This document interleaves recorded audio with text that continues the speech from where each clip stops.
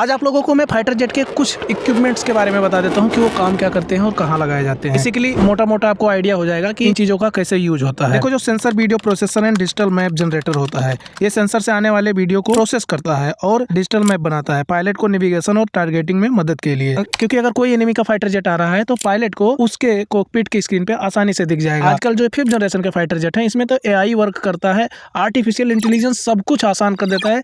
Pilot सिर्फ उसमें बैठा होता है, आधे से ज्यादा काम तो AI ही करता है। दूसरा है unified video and data recorder. Video और डेटा को एक साथ रिकॉर्ड करता है मिशन के बाद एनालिसिस करने के लिए कि कौन सी मिसाइल किस फाइटर जेट पे लॉक की गई थी। होता क्या है कि मान लो दुश्मन का फाइटर जेट आपने शूट डाउन कर दिया और वो कह रहा है कि आपने तो शूट डाउन किया ही नहीं था, तो आप सोशल मीडिया पे क्लेम करके तो जीत नहीं जाओगे कि आपके 6 फाइटर जेट मैंने शूट डाउन कर दिए हैं। आपके फाइटर जेट में unified video and data recorder लगा होता है, उसमें साफ तौर से दिख जाता है कि कौन सी मिसाइल किस फाइटर जेट पे आपने लॉक की थी और वो मिसाइल हिट कर गई या नहीं हिट कर पाई। पूरी तरह से आपके पास में सबूत होता है दुनिया को दिखाने के लिए। सोशल मीडिया के सबूत से काम नहीं चलता है। उसके बाद में वेपन मैनेजमेंट कंप्यूटर होता है, ये हथियारों को मैनेज करता है, जैसे मिसाइल या बम को कंट्रोल करना और कब कहाँ पे फायर करना है। ये फायर रडार अलग से होता है, उसको इससे मिसमैच मत कर देना, ध्यान में रखना। इसके बाद आता है वेपन्स इंटरफेरेंस कंप्यूटर। ये हथियार और फाइटर जेट के बीच इंटरफेरेंस यानी कनेक्शन बनाता है। ये कब काम करता है, मान लो आपने मिसाइल लॉन्च कर दी, अब मिसाइल जा रही है। अब मिसाइल में जो सेंसर लगा हुआ है वो 3 जगह से डायरेक्शन लेता है। पहला आपके फाइटर जेट से, तो ये फाइटर जेट से जो इंटरफेरेंस करता है उसको कहा जाता है वेपन इंटरफेरेंस कंप्यूटर।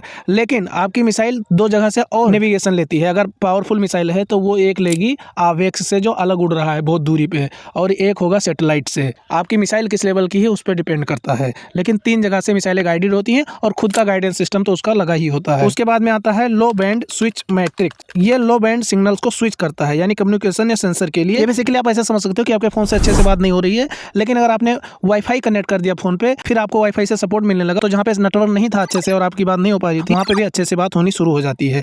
बेसिकली इसका काम यही है, यहाँ पे ये सिग्नल्स को थोड़ा आसान बनाता है। इसके बाद होता है हाई बैंड स्विच मैट्रिक्स। जैसे लो बैंड स्विच मैट्रिक्स होता है, ऐसे ही हाई बैंड होता है। ये हाई बैंड सिग्नल्स को स्विच करता है यानी उच्च फ्रीक्वेंसी कम्युनिकेशन के लिए है। उसके बाद आता है एक्सेलेरिया कंप्यूटर MK2। ये सहायक कंप्यूटर होता है, बैकअप प्लान के लिए होता है। अगर जरूरत पड़ गई तो इसका यूज कर लेते हैं, अदरवाइज मिशन कंप्यूटर ही काफी है। Current sensing unit MK2। ये जो डी-आइसिंग होता है, डी-आइसिंग का मतलब तो आपको यही लग रहा है बर्फ हटाने के लिए, तो ये वही करता है। करंट को सेंस करता है, ठंडे मौसम में विमान को सुरक्षित करने के लिए पूरी बॉडी उसकी गर्म कर देता है, थर्मल की तरह तापमान बढ़ा देता है ये फाइटर जेट के बॉडी। फिर उसके बाद आता है डिजिटल फाइटिंग कंट्रोल कंप्यूटर। सबसे ज्यादा महत्वपूर्ण हिस्सा यही है, फाइटर जेट को उड़ाने और कंट्रोल करने के लिए होता है। और अमेरिका के पास में जो कोड होता है वो इसी का होता है, यानी डिजिटल फ्लाइट कंट्रोल कंप्यूटर का ही होता है। अगर ये 35 फाइटर जेट है तो रोज आपको कोड चाहिए, साल में 1 दिन नहीं, रोज चाहिए होगा। जब उड़ाओगे आपको कोड लेना ही पड़ेगा, ये कंपलसरी है। जो देश रन कर रहे हैं वो जानते हैं इस बात को। तो आप लोगों को अच्छी खासी नॉलेज हो गई होगी कि ये चीज कहाँ पे यूज होते हैं। बाकी कमेंट वगैरह करो और लाइक करो, शेयर करो, सपोर्ट करोगे तभी तो ऐसी इन्फॉर्मेशन दे पाऊंगा। अब इस टाइप की वीडियो आपको यूट्यूब पे कहाँ मिल जाती है।